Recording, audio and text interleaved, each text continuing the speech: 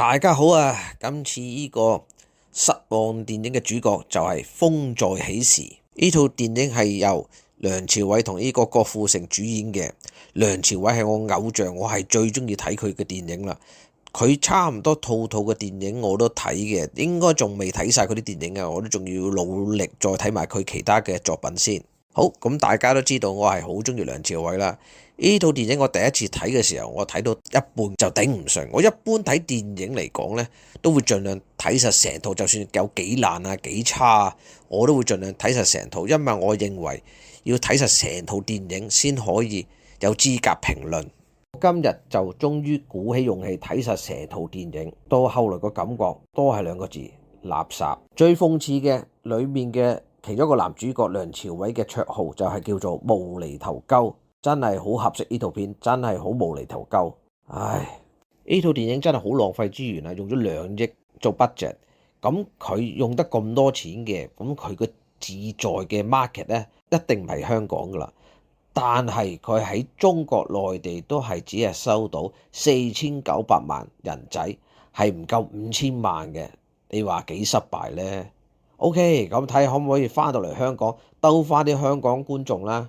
喺香港亦都係只係收得1121萬港紙，呢度嘢真係蝕到撲街㗎！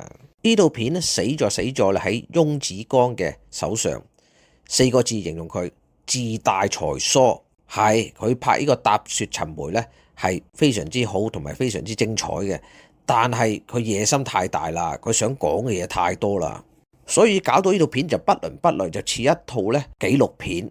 但係紀錄片你就唔使用咁多明星咁多資源嚟做啦，大佬，你明唔明白？你咁樣浪費啲資源，仲有人夠膽揾香港人嚟拍片，仲夠人夠膽抌錢俾香港人拍片嘅咩？你條咁嘅撲街，真係害死我哋啊！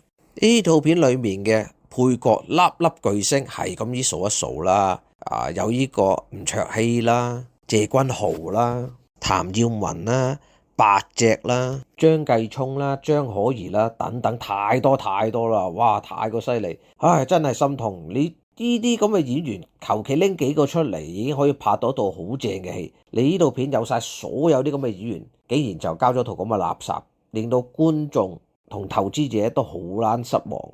我覺得做電影都係還原基本步啦，抌多啲時間落劇本嗰度，同埋盡量集中嗰個故事，冇咁貪心想講咁多嘢，因為你最多係得2個鐘頭時間，倒鬆啲嘅啫。